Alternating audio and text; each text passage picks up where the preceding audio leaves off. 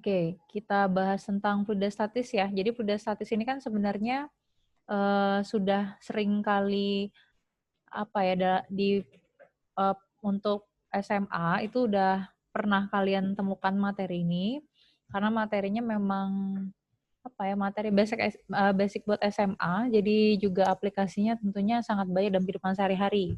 Jadi kalau fluidostatis kan kata kuncinya berasal dari kata fluid ya, fluida. Ada yang tahu nggak fluida itu artinya apa? Benda Fluida. cair.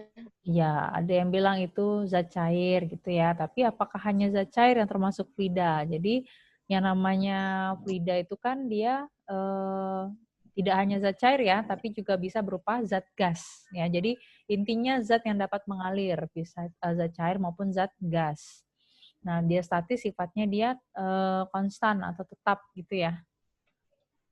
Oke, sekarang untuk pendahuluannya. Wah, ini nggak ada Al-Quran belum Ibu cantumin. Jadi, zat di alam itu sebenarnya dikelompokkan dalam 3 wujud utama. Ada zat gas, cair, sama padat gitu ya. Jadi, kalau zat cair dan zat gas itu punya satu kesamaan, yaitu tidak memiliki bentuk yang tetap. Nah, itu jadi satu kesamaan antara zat cair sama zat gas. Kemudian, bentuk zat cair dan gas itu juga mengikuti bentuk wadah dan kemudian mudah ditembus ataupun dapat dibagi-bagi.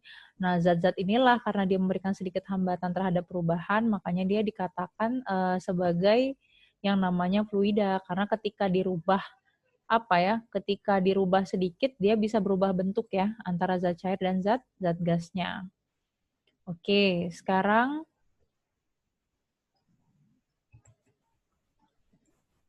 nah, jadi pada masing-masing zat cair sama zat gas, dia itu ada istilahnya gaya ya. Jadi ketemu lagi sama gaya.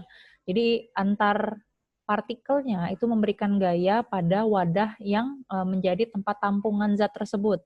Nah, ada juga yang namanya gayanya yang digunakan itu adalah gaya dorong. Jadi sifat gaya dorong itu dia selalu tegak lurus dengan bidang sentuh benda. Jadi kalau misalnya ini ya di bagian zat cair, kalau kalian lihat ini kan ada panah-panahnya ya. Jadi dia sifatnya selalu mendorong tempat wadah dari zat tersebut, baik zat cair maupun zat gas. Dan dia tegak lurus, saling menyinggung ya. Makanya dia bisa berubah-ubah bentuknya, kira-kira seperti itu. Nah, sebagai contoh misalnya nih, kita membersihkan bagian dalam benda, maka kita masukkan air ke dalam benda lalu diputar-putar sama kayak kita bersihin apa ya istilahnya bagian dalam benda itu kita masukkan sesuatu nanti kan ketika airnya diputar-putar nanti air itu membuat wadahnya jadi berubah bentuk bisa seperti ya kalau misalnya wadahnya itu elastis. Nah kemudian juga contohnya juga ada pipa yang tersumbat juga dapat dibersihkan dengan memberikan aliran air yang cukup panjang di sepanjang pipa. Kira-kira seperti itu. Jadi adanya fluidostatis juga ada pengaruh dari gaya dorong yang tegak lurus dengan bendanya. Nah, jadi kalau untuk fluida, khususnya zat cair, itu bentuk permukaannya seperti apa gitu kan ya. Kalau misalnya kita tahu di muka bumi ini kan, khususnya di bumi tuh 2/3 semuanya kita ditutupi sama air ya. Kemudian karena di bawah pengaruh gravitasi bumi, makanya permukaan airnya juga tegak lurus dengan gaya gravitasi bumi.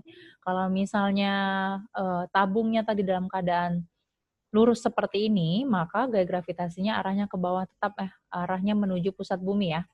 Nah, jadi dia tetap arah panahnya dia tandanya ke bawah. Nanti kalau misalnya ikut miring, Bu, tempatnya seperti apa? Tetap aja arahnya juga tegak lurus dengan gaya gravitasi bumi. Itu untuk bentuk permukaannya. Jadi dia mengikuti dari kemiringan wadahnya, mau dimiringkan berapa derajat pun, gaya gravitasi buminya akan selalu tegak lurus. Kemudian ini kan kalau dibilang kan bumi itu kan dia dikatakan bulat ya. Jadi sebagian besar di permukaan laut ini juga menutupi permukaan bumi, maka arah gaya gravitasinya semuanya menuju pusat bumi. Jadi dikatakan bukan arahnya sekedar ke bawah ya, tapi dikatakan sebagai menuju pusat bumi. Siapa tahu orang yang berada di kutub, pusat buminya bukan di bawah versi kita yang lihat, tapi pusat buminya ada di atas kayak gitu kan. Jadi bisa beda-beda perspektif dari orang memandang di mana arah gaya gravitasi bumi.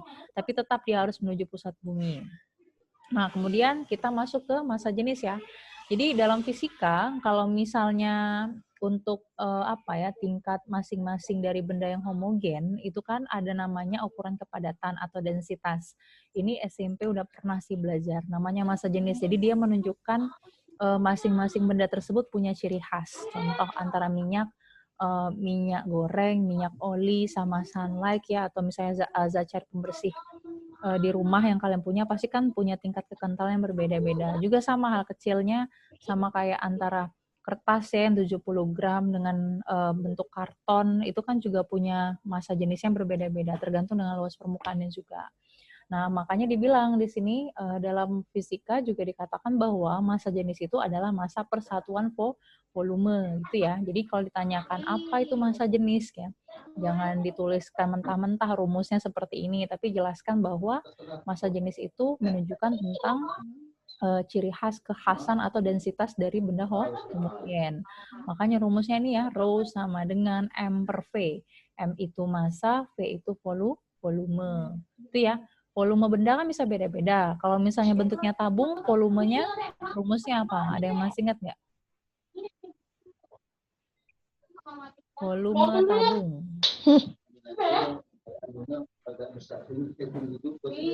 Ayo, kalau volumenya volume tabung, ada yang tahu kah?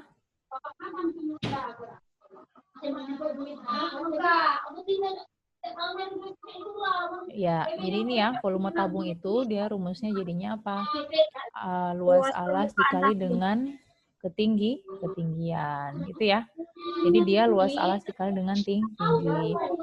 Ibu minta tolong bagi yang belum di-mute kan, tolong di-mute-kan dulu ya. Biar teman-temannya bisa konsentrasi dengan suara ibu untuk menjelaskan materinya.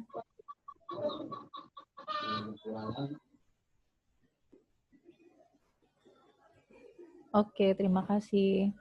Dah, lanjut ya. Kemudian, nah ini udah ada keterangannya ya, jadi massa jenis itu kilogram per meter kubik.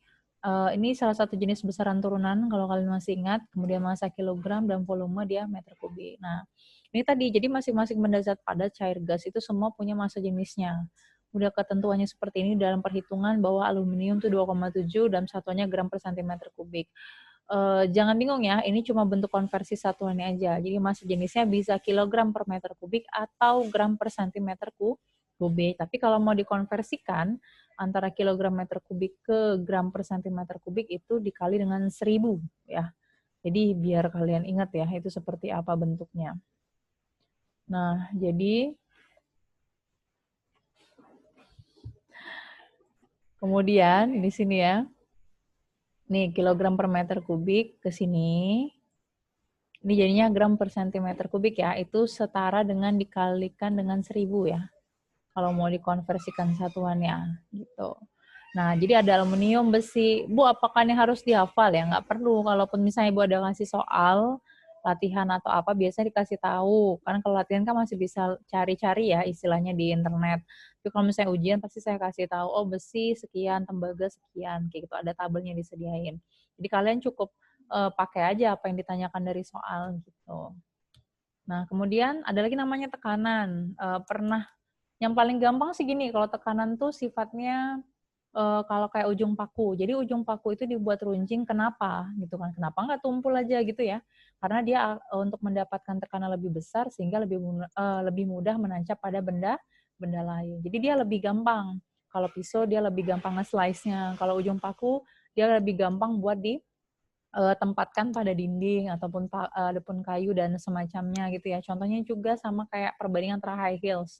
Jadi sepatu yang ceper, yang lepek ya bawahnya, alasnya itu kita bandingkan dengan high heels, itu kan akan lebih capek ketika pakai heels ya. Kenapa? Karena tadi luas permukaannya itu kecil. Kalau luas permukaannya kecil, otomatis kita mendapatkan tekanan lebih besar. Loh, kenapa Bu? Kok bisa? Karena tadi kalian lihat antara tekanan dengan luas permukaan ini berbanding terbalik. Gitu ya. Jadi dia berbanding terbalik. Makin kecil luas penampang, maka makin besar tekanan. Makin besar luas penampang, maka makin kecil nilai tekanannya. Jadi otomatis kalau kita pakai sepatu cat atau apapun, ya nggak akan kerasa secapeknya pakai sepatu heels ya, karena di sini ada konsep fisikanya. P dengan A itu berbanding terbalik. Gitu ya. Nah, jadi karena kita belajar fluida statis, jadi fluida statis nanti skupnya hanya sampai ke ada tekanan hidrostatis, nanti ke hukum Pascal, kemudian juga ada yang namanya nanti masuk ke yang namanya, ntar ya, nanti kita cek ya. Ada lagi kok di belakangnya itu ada materi-materi lanjutan untuk di fluidostatis ya. Nah, jadi sifat di tekanan hidrostatis kan biasanya gampangnya gini, kenapa ya orang menyelam makin ke dalam dia makin apa? Kira-kira tekanannya makin besar atau makin kecil? Ada yang tahu nggak? Makin dalam orang menyelam, makin besar atau makin kecil nilai tekanannya? Di logikain aja. Makin? Makin Ya. besar deh, Bu. Kenapa makin besar? Ada yang tahu nggak? Karena kan kayak berlawanan, kayak si air Karena itu dia makin besar bukan, Bu? Ya benar, makin besar. Kenapa dia Karena dia makin dekat dengan gaya gravitasi, bukan, Bu? Makin dekat dengan gravitasi. Jadi sebenarnya dia makin besar itu nilai tekanannya. Tekanan kan muncul karena ada zat yang menahan kita, gitu ya. Jadi kalau misalnya kita makin ke dalam, air yang di atas kita tuh makin banyak loh yang nimpa kita, istilahnya gitu. Paham nggak? Iya, Bu. Kebayang ya. Nah, jadi sama. Jadi otomatis kan dia kan punya batasnya ya. Sama kayak kapal selam kan dia sudah dibentuk kacanya nggak sembarangan ya untuk nahan. Itu pun juga punya batas kedalaman kan. Ada beberapa kapal selam. Jadi kalau udah beberapa terlalu lama di dalam pun istilahnya dengan batas batas ketahanannya otomatis kan bisa retak juga ya kapal selam itu untuk bagian kacanya. Karena tadi lautan yang luas itu menimpa benda yang di bawahnya itu makin lama makin besar, makin berat bebannya, otomatis tekanannya juga makin besar, gitu ya. Oke, Ya, Bu. paham lah ya kira-kira seperti itu ya, logikain aja. Nah, tapi kalau rumusnya gimana? P itu tekanan, P ya, pressure, bahasa Inggrisnya tekanan, ini H itu hidrostatis, rho fluida dikali G kali H. Rho fluidanya apa? Tergantung apakah itu air laut atau misalnya air tawar. Itu biasanya nanti diketahui nilai rho massa jenisnya berapa. Ada P, satuannya itu PA, Pascal, rho itu kilogram per meter kubik, ada G, udah tahu pasti, dan H itu kedalaman posisi diukur dari permukaan. Jadi satuannya harus meter ya, agar dia menjadi baku semuanya, jadi satuannya SI. Nah, jadi karena dasarnya kan dari SMP itu udah belajar, P itu sama dengan F per A ya. Tadi kan udah di buku jelasin. Oh, karena F itu bisa dianalogikan dengan W gaya berat, W itu bisa dipecah lagi jadi M kali G. Oh, udah bisa nih kayak gini. Nah, makanya nih. Jadi bukan ujuk-ujuk ada rumus apa kayak gitu ya, tapi memang nanti bentuk konversinya M ini kan tadi dari massa jenis ya. M itu massa jenis, yang satuannya adalah yang pecahan rumusnya adalah rho dikali V, gitu ya. Nah, ada G-nya tinggal dipindahin ke sini. Nah, tadi kita udah tahu volume itu adalah rumusnya luas alas dikali tinggi, gitu. Makanya A-nya dicoret, dimusnahkan. Bim salah bim jadilah begini rumusnya, gitu. Jadi semuanya berasal dari tekanan, makanya muncul tekanan hidrostatis yang dikaitkan dengan air. Sampai sini ada pertanyaan kah? Paham? Tidak ada, Bu. Bisa ya, gampang ya. Ini sebenarnya enak banget materi-materi ini. Nah, sekarang tekanan total fluida, apalagi nih banyak banget. Jadi kalau tekanan total itu tidak hanya dari airnya, tapi juga termasuk dari udara di atas laut ya, di atas permukaan airnya. Jadi kan kita tahu, kita tuh punya alat namanya barometer untuk mengukur tekanan ya.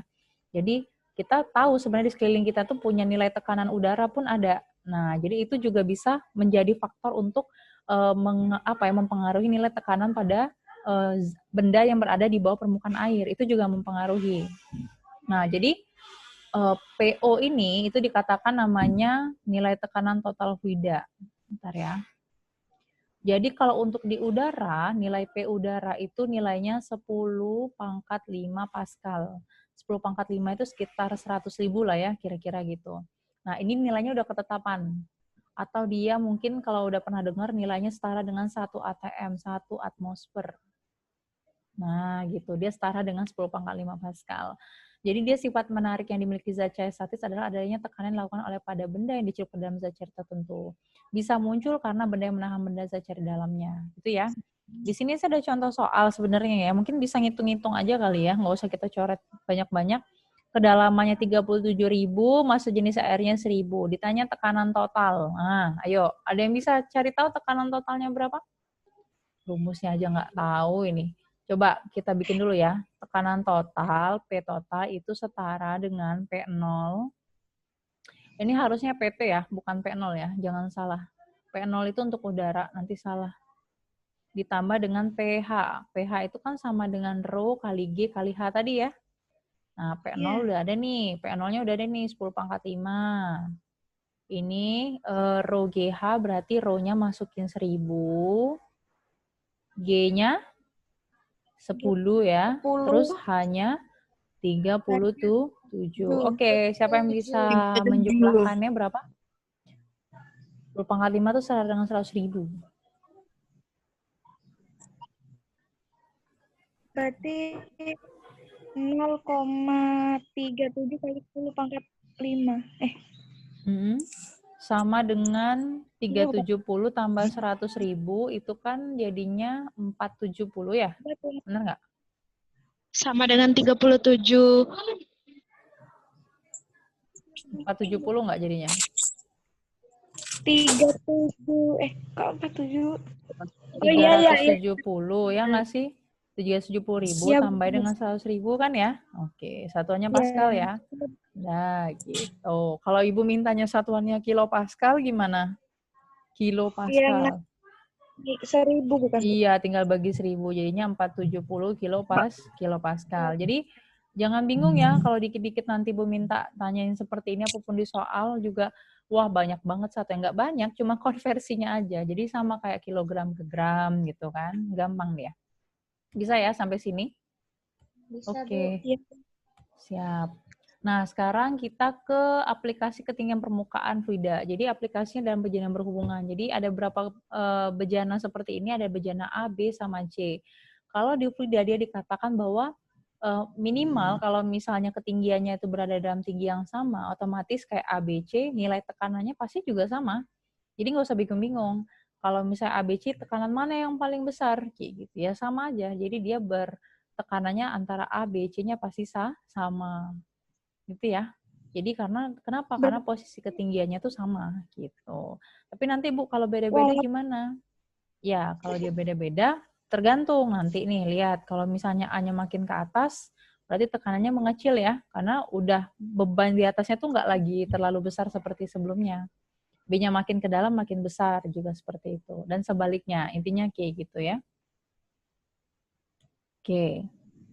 Jadi walaupun ukuran bejananya berbeda, kalau tingginya sama tetap sama, Bu? Benar, ya. Tekanannya? Benar. Karena dia faktornya dengan ketinggian. Gitu ya. Kalau misalnya Rachel lihat di sini kan rumus tekanan hidrostatis kan ada P sama dengan rho GH. Semua udah kita, A-nya kan tadi udah kita coret tadi ya. Ada A kan rumus sebelumnya kan yang kita coret pas konversi. Ini nih. Udah hilang kan ya? Nah, gitu. Makanya satu-satunya tadi yang muncul adalah ada rho G dengan H. Besaran-besaran yang berpengaruh pada tekanan. Gitu ya. Oke, ini kedalaman sumur maksimum nanti bisa baca aja. Nah, kalau di pipa U juga gini. Jadi kan ada kadang beberapa kecenderungan kayak beberapa percobaan kalau di fisika misalnya menggabungkan antara air sama minyak. Pasti dia punya batas dong, karena air sama minyak nggak akan pernah nyatu. Kayak gitu, susah deh nyatunya. Kenapa? Karena massa jenisnya berbeda. Itu ya, jenis zatnya itu berbeda. Jadi ada P0, P1, P0 kan P udara. Ini rho 1, ini rho-nya minyak misalnya. Ada rho 2, ini adalah jenis zat cair yang air misalnya ya, rho 2-nya. Nah, gimana nih buat cari tahu ketinggian apa ya istilahnya berapa nilai tekanan masing-masing di tekanan untuk di air di sini ya sama di minyak misalnya gitu. Intinya kalau ditanya pada titik AB sama nggak tingginya, sejajar nggak dia? Sejajar sama, ya, sama gitu. Meskipun padahal Bu ini kan ada minyak di atasnya, ngaruh nggak kayak gitu? Enggak sama sekali dianya di sini ya. Tapi karena kondisi yang ditinjau kan adalah A dengan B-nya ya, otomatis dianya menjadi sama ketinggiannya. Dan juga menjadi sama nilai tekanannya. Selama di titik AB adalah jenis zat cair yang sama. Baca ini. A dan B memiliki ketinggian yang sama dan berada dalam jenis zat cair yang sama. Itu ya. Jadi otomatis dia punya nilai tekanan yang sama juga. Loh, Bu, kalau misalnya A-nya berada di minyak, B-nya berada di air, kira-kira nilai tekanannya sama nggak? Padahal ketinggiannya sama. Beda, Bu. Beda, karena tadi ada ru-nya ya. Ngaruh ke ru kan, massa jenis zat cair kan? Itu ya. Oke, nih contohnya. Jadi ada air dan sejenis oli itu tidak bercampur. Jadi kalau untuk oli dia punya H besar H kapital. Kemudian di sini ada H di sini ya. Jadi jarak selisihnya itu adalah 2 cm. Nah, kalian lihat di sini kita potong ini sebesar 2 cm ya H ini. Nah, ini ada dari soal diketahui. Dengan menggunakan massa jenis air sekian, ditanya massa jenis oli. Nah, ini paling sering ditanyakan. Kalau udah ditanya seperti ini, asumsinya adalah masing-masing tekanan di bejana tersebut, pipa U pasti sama nilainya. Gitu ya. Jadi P oli sama dengan P air. Tinggal disubstitusikan aja. Kan P itu rumus sebenarnya kan adalah rho GH ya aslinya. Gitu ya. Di sini udah nggak ada G lagi, jangan bingung karena G-nya udah dicoret kiri kanan kan dia nilai G-nya akan sama ya. Nah, tinggal dimasukin rho-nya, rho minyak nih rho oli ya maksudnya. Kemudian ada rho air tinggal kalian cantumkan juga hanya tadi. Nah, ini kalau dia soalnya perbandingan kiri kanan, kalian nggak usah repot-repot buat konversi 15 ini menjadi 0,15 meter misalnya gitu, nggak usah. Karena kan dia nanti kan satunya kan bisa kita coret kiri kanan. Jangan bingung ya. Nah, kemudian 15 di oli, ini ya 15-nya di oli, kemudian ininya 15 kurang 2. Jadi kan ketinggiannya kan udah berkurang nih kalau air ya. Asli totalnya 15, ternyata selisih tingginya H-nya itu sebesar 2, makanya kita kurangin 15 kurang 2, berarti ketinggian ini H1-nya adalah 13 aja. Nah, gitu. Nggak perlu dicantumin semuanya, karena toh ketinggian airnya segini cuman. Nggak perlu dihitung sampai ke bawah sini, nggak perlu ya. Nggak mewakili dianya nanti. Nah, jadi rho olinya ada sebesar 867 kg per meter kubik. Sampai sini, any question? Nothing, belum ya. Nanti kalau misalnya cairannya ada 3 macam, gimana? Nah, ini Bu. Nah, ini tergantung ya kalau udah kayak gitu kalian lihat dia mandepnya di mana, apakah di oli atau di air. Sama aja prosesnya. Misal di sini ya, bukan olinya cuma setinggi ini, tapi di sini ada lagi nih sirup misal ditambah ya. Ada aja tambah sirup di sini. Ada sirupnya ya. Nah, nanti ya kalian tinggal baca tingginya berapa di sini. Nanti kan oli sama sirup kan ketinggiannya kan dia berada di dempetan di sebelah kiri ya. Di pipa U yang sebelah kiri. Tinggal ditambah berarti di sini. Ditambah dengan P sirup. P sirup. Gini ya. P sirup tambah P oli sama dengan P air. Udah beres. Gitu. Bu, kalau misalnya ketinggiannya nggak diketahui? Kalau nggak diketahui, berarti mungkin ada yang lain yang dikasih tahu dari soal. Bisa jadi row-nya. Row-nya udah dikasih tahu, hanya justru kita cari. Bisa seperti itu. Yang pasti salah satunya itu pasti ada. Nggak mungkin nggak. Kalau nggak, ya berarti bukan salah soalnya. Tapi mungkin soalnya cuma bentuknya tuh variabel. H atau H2. Nggak mesti dapat angka sekian berapa. Nggak. Itu ya. Iya, Bu. Oke. Lanjut ya. Sekarang, ini dia, hukum Pascal. Jadi aplikasinya itu sama kayak pompa hidrolik ya. Jadi kalau misalnya kalian lihat mobil, itu kan ada yang sampai ke atas banget ya. Kalau di tempat-tempat cuci mobil ya, itu kan dia pakai sistem hukum Pascal juga. Nah, jadi istilahnya dia ada digunakan untuk pembuatan dongkrak hidrolik atau penggerak hidrolik lainnya. Jadi kalau ada satu tekanan di satu bagian yang ditutup, kemudian ditekan, yang lain juga mendapat tekanan juga. Misalnya, simpelnya gini aja yang ringan Ibu kasih tahu. Kalau Ibu ngasih tekanan ke sini, ya ke P1, yang ini kira-kira dapat tekanan juga nggak ke atas? Harusnya dapat, kayak gitu. Karena kan dia bejana berhubungan, gitu ya. Kan dia nyambung. Iya, Bu. Iya, kayak kita main suntikan aja deh. Suntikan tekan di sebelah kanan, sebelah kiri ikut naik, kayak gitu. Karena dia mendapat nilai tekanan yang yang besarnya akan sama juga, delta P, yang nggak tahu angkanya berapa. Kemudian dia juga tergantung luas penampang. Nah, kalau di sini di hukum Pascal dia pakai luas penampang ya, ada A kecil sama A besarnya gitu. Intinya antara P dengan A itu berbanding terbalik. Makin kecil ini ya, luas penampangnya kecil. P-nya besar atau kecil nih kira-kira? P di sini.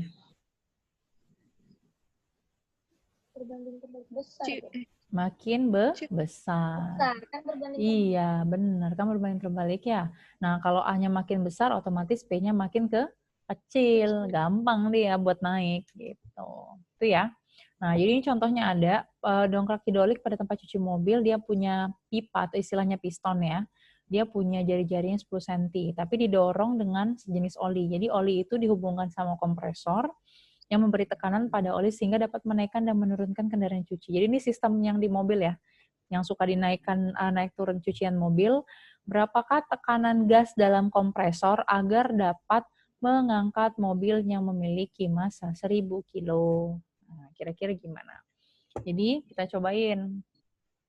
Wah, rumusnya tidak ada di sini. Kita kerjain aja. Jadi dia pakai perbandingan kanan sama dengan kiri, sama kayak tadi loh, sama kayak sistem minyak tadi loh. Jadi P1 itu sama dengan P2. Nah, tapi P-nya kan tidak pakai ketinggiannya, tapi kita pakai yang namanya luas penampang ya. P tadi rumusnya apa? F per A ya. Jadi ada F per A itu sama dengan P2 aja ya Bu bikinnya di sini ya. Karena yang diminta tekanan, bukan gaya, tekanan ya. Nah, dari soal ini kan ada ini jari-jarinya kan 10 cm. Ubah dulu ke meter, berapa nih? 0,1 ya? 0, Oke, nanti kalian juga ngitungnya dari rumah ya. Ibu nggak bisa coret banyak di sini. Terus ada gaya, gayanya gaya apa? Yang memiliki massa. Mobil punya massa 1000 kilo, gayanya gaya apa? Yang dilawan dari tekanan. Setiap benda bermassa pasti punya gaya berat. Ya, iyo. Jadi gaya berat itu rumusnya W sama dengan M kali G ya. Oke. Kalau udah kayak gitu dapatnya berapa? 10.000, benar? Ya, jadi jangan bingung ya, Bu. F ini gaya apa lagi? Jangan bingung, pokoknya F ini bisa diganti dengan W. Jadinya dapatnya 10.000. Nah, dongkrak hidrolik itu dia kayak pena, ujung pena itu silinder, bentuknya bulat. Jadi pakai luas A-nya, luas penampang apa? Lingkaran, oke. Masukin aja rumusnya, coba pi R kuadrat. Dapat angkanya berapa, luas penampangnya? Pi-nya 3,14. 3,14 dikali 0,01. 0,1-nya dikuadratin ya, jadi 0,01. Dapatnya berapa? 0,0314. Dapat berapa? 10.000 bagi 0,0314 ya? Dapatnya berapa? 318.471. Ya, kira-kira segitulah sekian. Tapi satuannya Pascal nanti ya. Berarti dia butuh nilai tekanan segitu untuk mengangkat si mobil tadi. Karena luas penampangnya kan kecil ya, 10 cm kan ya, otomatis tekanannya dia makin besar. Gitu ya, kira-kira paham sampai sini? Paham ya? Jadi cara ngeceknya gitu, dari teori aja pakai logika. Kalau udah salah ngitungnya, kalau udah salah sesuai sama teori, berarti kalian salah ngitung. Kayak gitu. Itu ya.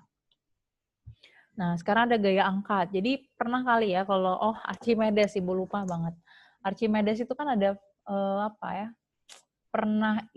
pernah tahu kan fenomena laut mati ya. Laut mati itu kan ada orang yang ketika pengunjung atau wisatawan yang bermain, istilahnya itu berendam di laut mati, dia itu bisa ngapung. Ngapungnya benar-benar full ngapung, kayak gitu. Bukan ngapung orang berenang, ya ngapung, beneran ngapung. Ada yang tahu kenapa? Di fenomena laut mati itu dia. Karena lebih besar daripada gaya lebih besar dari massa. Ya, intinya itu. Karena garamnya terlalu tinggi. sih, Bu? Iya, karena gaya beratnya itu kalahan sama gaya angkat ke atas. Jadi kan lautnya luas, sedangkan badan kita tuh kecil. Tapi juga bukan karena itu aja ya, sebenarnya karena kandungan garamnya ya. Kandungan garamnya cukup tinggi di sana. Jadi gampang dia buat ngapung manusia yang berenang di situ. Susah banget buat tenggelam, ngapung terus kayak gitu.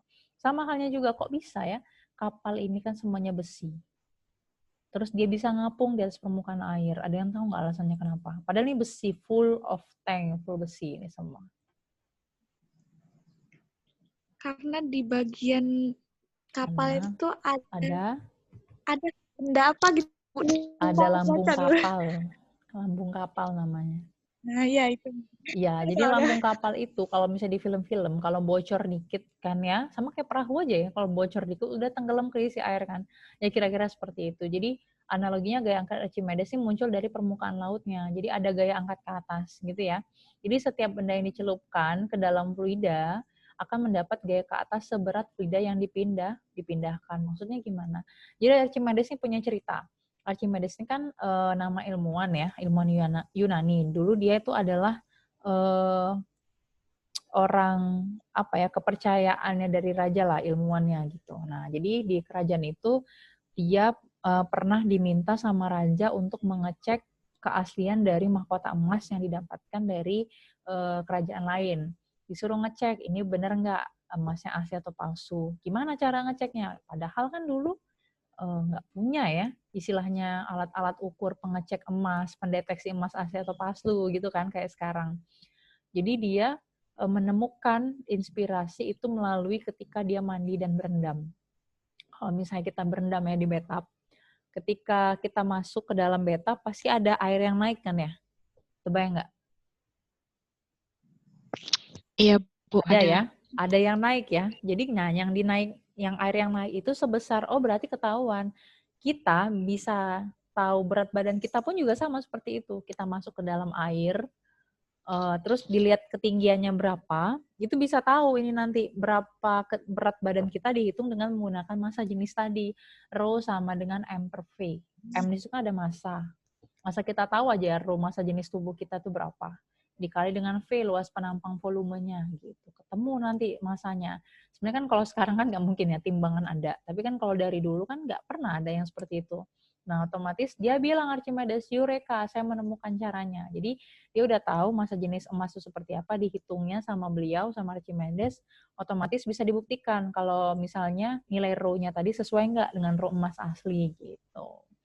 Hebat ya orang zaman dulu ya. Jadi pakai inquiry, dia sistemnya menggunakan suatu penemuan untuk mendapatkan rumus. Kita mah tinggal pakai aja gitu ya.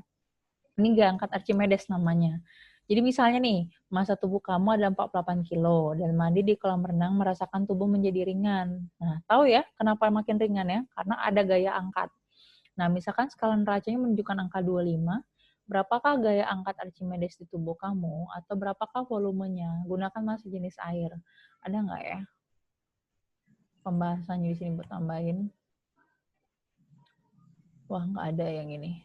Nanti deh ya, nanti kita bahas ya, Ibu kerjaan materinya dulu. Jadi, apa syarat benda tenggelam, melayang, dan terapung? Nah, jadi kalau misalnya dia mengapung, dia Rho benda harus lebih kecil dibanding dengan Rho fluida. Dia mengapung ya. Kemudian ini masih ada yang kurang lagi. Sebenarnya diagram benda bebasnya di tengah sini kan ada W ya, gaya berat. Kemudian dari fluida ada gaya angkat ke atas, FA-nya. Bukan dari bendanya, bukan dari wadahnya ya, tapi dari fluidanya. Jadi W-nya itu berarti jauh lebih kecil dibanding gaya angkat. Ini ya. Kalau ini dia sama, berarti W-nya itu sama dengan FA. Kalau dia tenggelam, berarti W itu lebih kecil dibanding dengan lebih besar dari FA-nya atau gaya angkatnya. Gitu. Ini syarat tambahannya ya. Dikatakan dia melayang, terapung, dan tenggelam. Rumusnya tadi ini, F itu dengan Rho GV. V-nya ini bukan volume benda utuh ya, atau namanya istilahnya volume benda tercelup. Kadang kan ada ya beberapa kayak gabus. Ini ya, ini kan nggak full ya tenggelam ya, yang kecelup aja cuma setengah. Ya udah berarti setengah dari volume totalnya aja yang kita masukin. Ketemu deh fluida statisnya berapa gaya angkatnya. Tapi kalau udah melayang sama tenggelam dia full ya. Jadi kalau misalnya semuanya tenggelam air, ya udah fluida Untuk volumenya semua totalnya berapa itu dimasukin. Kemudian mana gini. Nah, tinggal ini ya, tegangan permukaan ya. Jadi kalau tegangan permukaan itu adalah definisi perbandingan antara gaya dengan apa ya, D-nya itu istilahnya luas, bukan luas sih, jaraknya. Jadi kalau misalnya kalian perhatikan, kan pernah lihat ada nyamuk kok bisa ya dia diam di atas permukaan air kayak gini ya. Karena dia istilahnya punya namanya gaya tegangan permukaan. Tegangan tuh menegang yang membuat dia tetap di atas permukaan air. Clips aja yang kecil ya, kayak peniti. Jangan peniti deh, clips deh, yang besarnya tuh apa ya, yang ukurannya tuh sama, jadi ditaruh di atas permukaan air dan dia ditaruh secara pelan-pelan, pasti dia nggak akan tenggelam gitu ya. Jangan pakai jarum pentol. Jarum pentol kan ada sisinya yang buletan itu ya, jadi dia berat sebelah, gampang dia buat jatuh kayak gitu. Nah, jadi dia tegangan permukaan istilahnya. Jadi rumusnya itu adalah ini bacanya gamma. Gamma sama dengan F per D. F itu gaya, D itu adalah panjangnya ya. Jadi kalau misalnya dia panjang garis kontaknya D, satunya itu D, kalau tampak dari atas, kalau tampak dari samping, dia dibilang sebagai 2L. Jadi D-nya itu 2L-nya. Gitu. Itu ya. Kemudian, apalagi habis tegangan permukaan. Terus ini contoh soal ada, mungkin bisa dikerjain nanti. Ini kan ada panjangnya tuh 10 cm, dicelupkan pada kawat. Bisa nanti ada permukaan benzena kali ini ya, namanya fluidanya. Nah, bisa dicari nanti. Ini gamma sama dengan F per D atau 2L dia panjangnya. Berarti pakai L ya. F per 2L. F-nya gaya. Gaya apa nih yang dipakai? Oh, justru dicari ya gayanya berapa. Nah, kalau misalnya ditanyanya gaya dari permukaan benzen, berarti tegangan permukaannya harusnya udah ada nih angkanya. Tinggal dicari nanti dari Google ya, berapa angkanya. Gamma ini ya untuk permukaan benzennya gitu. Konstantanya tuh udah ada, udah ketetapan kok. Kemudian ada lagi istilahnya kapilaritas ya. Jadi kalau kapilaritas itu kan adalah kemampuan untuk naik turunnya suatu zat cair dalam pipa kapiler, istilahnya gitu ya. Pelajaran anak SD loh. Jadi ada namanya kohesi sama adesi. Jadi kalau permukaannya cekung, berarti dia ada gaya adesi itu lebih besar dibanding dengan gaya kohesi gitu ya. Iya, jadi dia cekung. Lengkung berupa cekung istilahnya. Berarti adesi dia lebih besar pada gaya kohesi. Tapi kalau misalnya dia cembung, berarti ada gaya adesi yang jauh lebih kecil dibanding gaya kohesi. Itu ya. Jadi contohnya juga nih ada, kalau kohesi itu kan adalah gaya tarik antar atom atau molekul dari zat yang sama. Kalau misalnya adesi pada zat molekul yang berbeda. Contohnya papan spidol sama papan tulis. Kok bisa nempel ya? Karena dia adesi kan sifatnya. A itu kan artinya berbeda atau berlainan. Itu ya, kalau kohesi dia harusnya yang sama. Contohnya itu atom antar zat padat biasanya gitu. Oke, sampai sini apakah ada pertanyaan? Ada pertanyaan nggak kira-kira? Kayaknya enggak deh, Bu. Enggak ya? Gampang ya? Enggak, Bu. Insya Allah, Bu. Ya Allah, siap. Ntar ya, Ibu cobain dulu kalau yang tadi. Mana ya? Coba kita kerjain nomor 1 ini deh, melayang tenggelam sama terapung.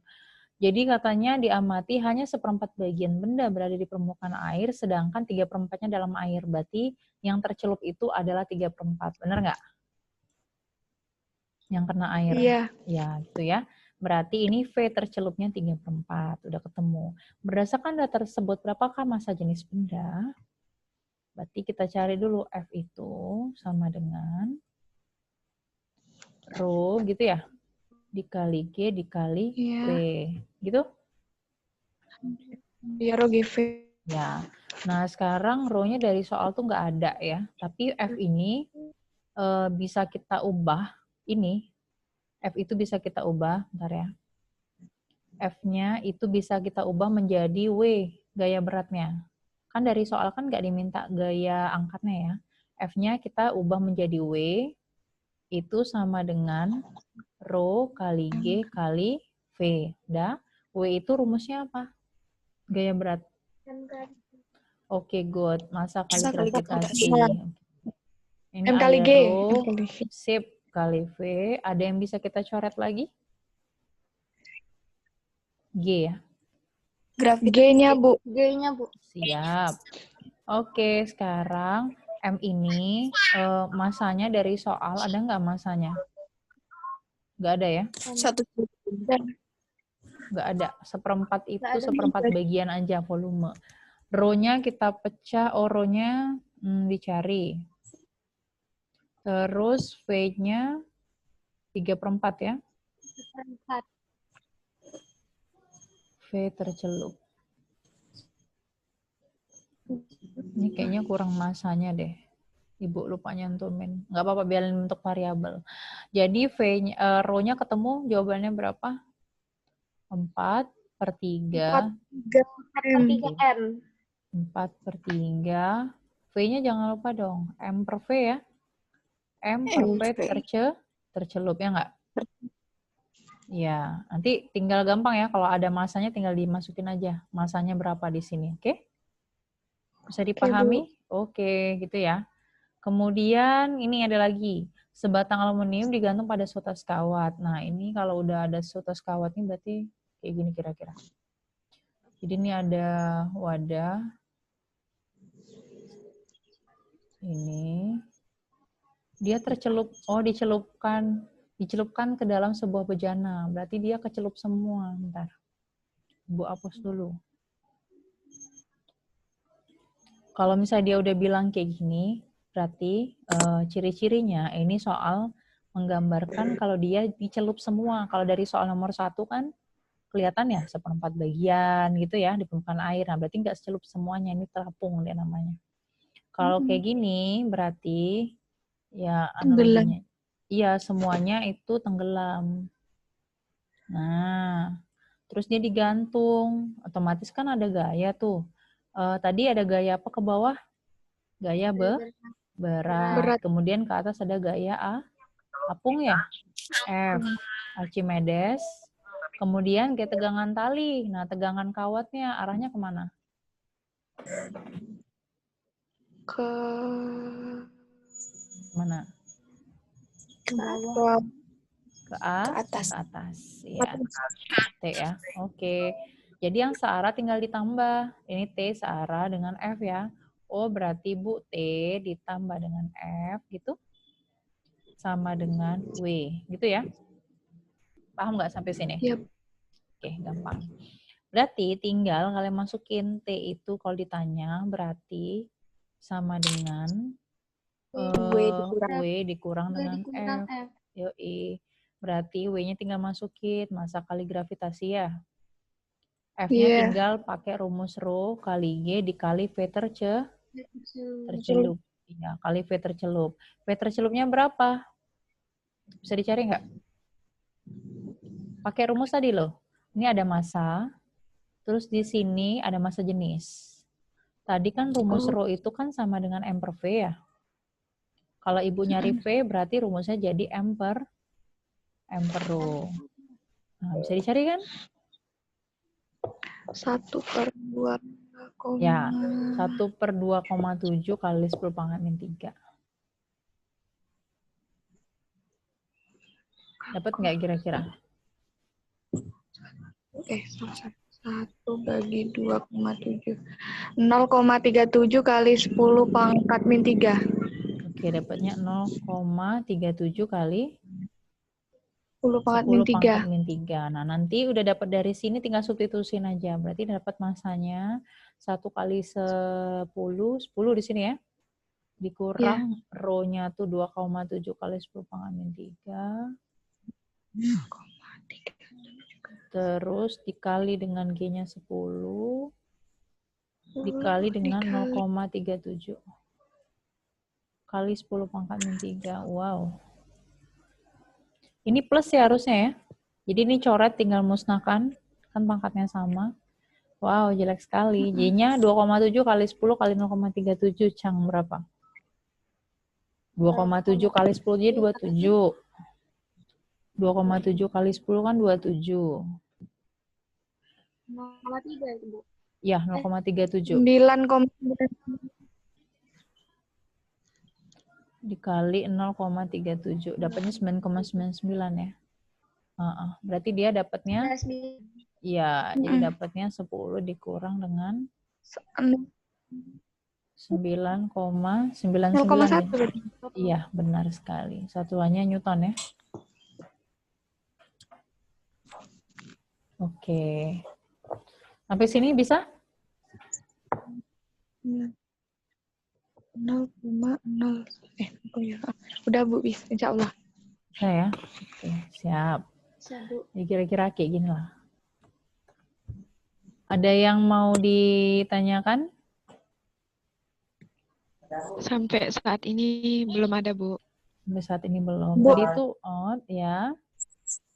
Berarti ini untuk tegangan kawat sebelum dan sesudah ini sama 0,1 tadi. Kalau sebelum dia nggak usah pakai ini. Nggak usah pakai F-nya dulu. Langsung T sama dengan W. Iya. Karena kan dia sebelum dicelupkan ke air, berarti nggak ada faktor gaya angkat. Ya nggak? Kalau udah dicelupkan, dia ada faktor gaya angkat yang membuat nilai tegangan talinya pasti berubah. Pasti dia akan lebih besar nilai tegangan talinya sebelum dicelupkan ke air. Karena kan nggak ada gaya bantu dari gaya angkat air ya. Pasti dia lebih berat rasanya kan. Tapi ketika dicelupin ke air, dia malah lebih kecil kan angkanya. Karena udah dibantu sama gaya angkat dari fluidanya gitu. Itu ya, nanti bisa dicari kok sama kalian. Oke, sampai sini ada pertanyaan kah? Materinya berhenti di fluida statis ya, berarti minggu depan kita belajar fluida dinamis. Ada pertanyaan nggak sebelum Ibu close?